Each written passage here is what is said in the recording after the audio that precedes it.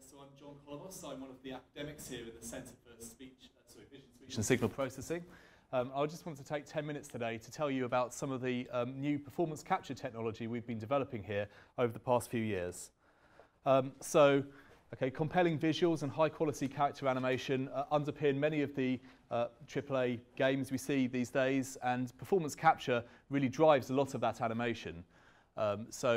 We can see here a typical motion capture studio used to do that. It produces robust, high-quality estimation of skeleton position. We've got limb joint estimations coming out of a system like this. But what we don't get from motion capture system like this is a capture of the surface, the dynamics of the surface, the skin, the muscle, the cloth as it moves, even the hair of the performer. And we don't get any visual appearance information either. We just simply get the joint angles. So what we've been working on is a new form of performance capture that captures all of that we call 4D performance capture. So we capture not only the skeleton and the joint angles, but we capture also a 3D mesh model that moves over time, okay, and captures those dynamics, the cloth, the hair, and also captures texture as well, so we can get a complete record, video realistic record of a performance. And even better, we don't need any markers to be worn, which is typically something that has to be done using existing motion capture technology.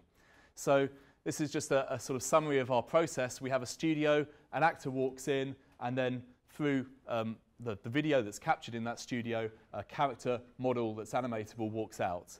And then, of course, you can do anything you like with that character model. You might do with a traditional games asset. You can insert it into scenes. Here we've got a piece of motion capture, just a jump, a walk, and a run that we've seamlessly blended together and concatenated to produce a piece of animation. There's a low hardware overhead in this kind of system. It's just video cameras and some software. So we think it could be quite an interesting thing to maybe put out there to the local industry to see if any independent studios interested in performance capture might be interested. So how does it work briefly? Well, as I say, we have a studio.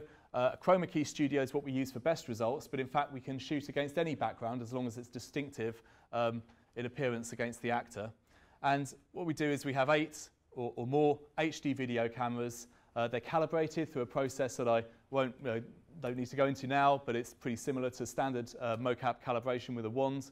And then what we get for each video frame is a 3D mesh. Now those meshes are completely independent of one another. They don't have any alignment, and it makes them very difficult to use. So the key step really to make it usable in an animation context is to turn those independent 3D meshes that might have different topologies into a single 3D mesh that deforms over time. And of course that then captures the surface dynamics I was talking about, and it's trivial to get skeleton information, limb joint information out of that mesh just by rigging it with a skeleton. The model I've got here is just a low poly count, just a few thousand polys, but we can capture up to a few 100,000 polys with our system.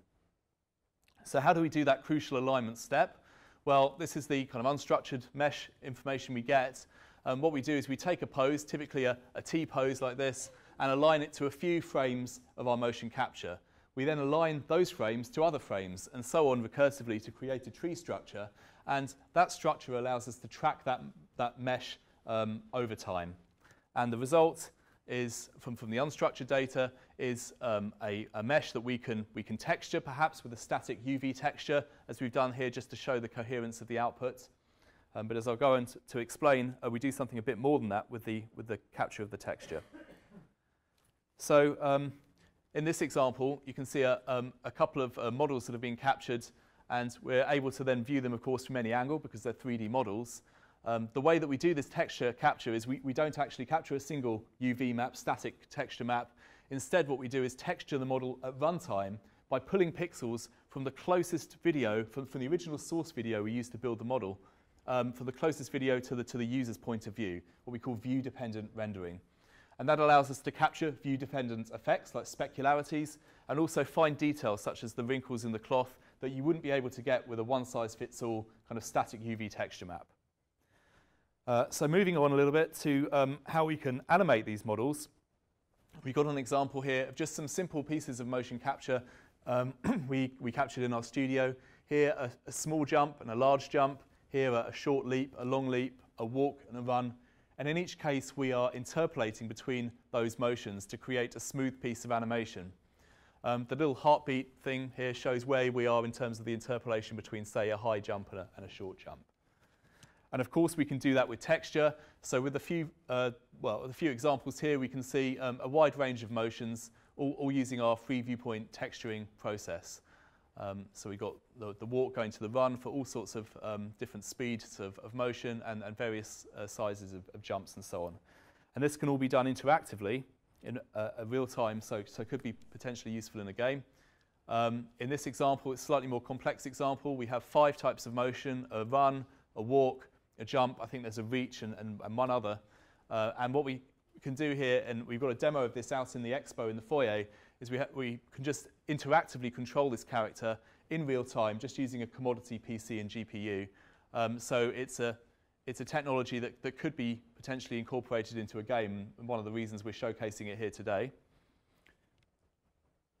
In this other example, the same character, we've just got 2 pieces of motion capture, a bend to pick up a small object and a bend to pick up a large object. And again, we can interpolate between the two to allow the character to manipulate boxes of any size. And again, it's an interactive demo, so we're changing the size of the object here, and then the performance capture is being applied to animate the character. And you can see here at the side that we're not using a static texture for the character. We're pulling in pixels from these 8 source videos we use to generate the model to create this video realistic output.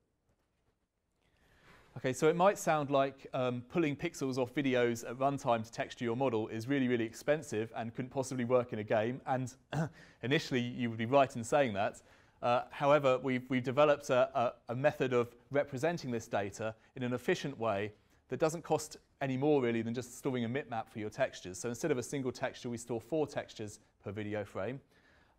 We're able to then get an over 99% compression ratio on the representation. And looking at an example with and without that compression, it's very hard to tell any difference at all. You can still see the wrinkles in the cloth here, which are being captured by our dynamics of our surface, and the output is still video realistic. So our representation is so efficient that we can even deploy it on the web.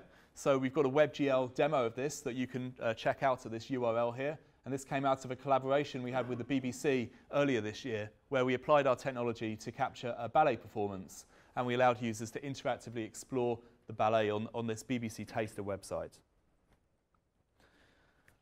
One thing that we think is quite cool about our technology is that the meshes that we animate don't have any skeleton or rigging in them at all.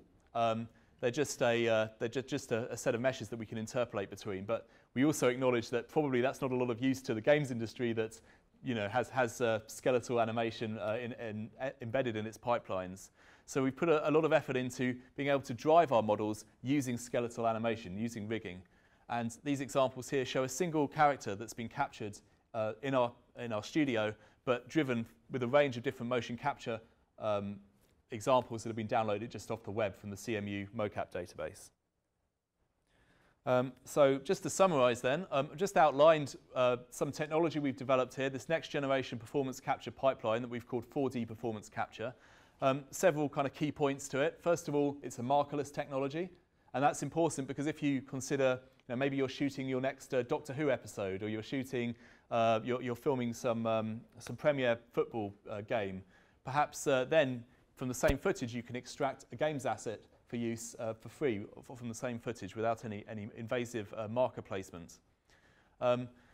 We've also sort of outlined that not only do you get the limb positions, the skeletal motion capture, but you also capture the surface dynamics and the appearance, and we can store all of that in a view-dependent rendering pipeline and representation that's efficient enough to work over a GPU and be deployed in a web browser. And we can control that model, that 4D model that we get, using either skeleton or no rigging at all, just interpolating the meshes. So far, we're very interested in seeing if we can incorporate this technology into games. We've tried incorporating it into the Unity engine with a bit of success, which is quite an interesting experiment. But we're certainly up for collaborating more on this. We've collaborated mainly so far with the broadcast and film post-production industries, but not with the games industry. And we hope that there's an opportunity through this event to maybe get some interest in that area. So as I say, we have a demo out in the foyer. We have a box on the feedback form that you can indicate if you'd like to follow up and maybe explore some of this technology with us. We'd love to. I'll be here, and many of the people who've contributed to the development of this technology are also going to be here this evening to talk to. If anyone's going to SIGGRAPH this year, we've also got a talk on this technology at SIGGRAPH 2015. Okay, so I'll hand over now to my colleague Kirk from Digital Media Arts to talk about some of his work in performance capture.